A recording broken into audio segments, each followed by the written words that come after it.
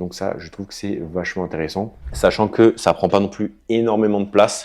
Alors un peu quand même, hein, c'est pas non plus un tout petit produit, ça fait quand même cette taille-là. Ensuite, on a un câble qui est assez long pour brancher directement sur secteur. Et pour finir, on va parler de ses inconvénients.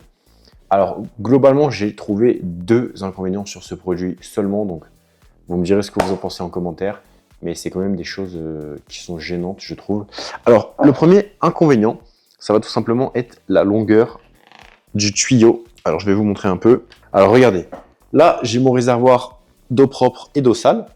Là, j'ai mon câble. Et là, j'ai le pistolet, on va dire. Et en fait, la longueur, vous voyez, elle n'est pas très grande, hein. On doit être sur du 1 mètre environ.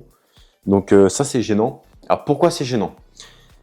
Vous êtes sur le canapé, vous avez un canapé, on va dire 2 places, voire 3 places, un grand canapé.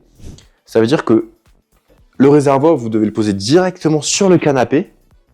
Donc pas forcément très pratique, surtout si vous venez de le nettoyer et que c'est encore humide, c'est pas forcément le top. Et après, vous allez mettre des petits coups comme ça, des va-et-vient. Sauf que le problème, c'est que vous n'avez pas trop d'allonge, quoi. Vous mettez des petits coups comme ça et vous arrivez déjà au max. Et donc moi, ça m'est arrivé plusieurs fois de le faire tomber.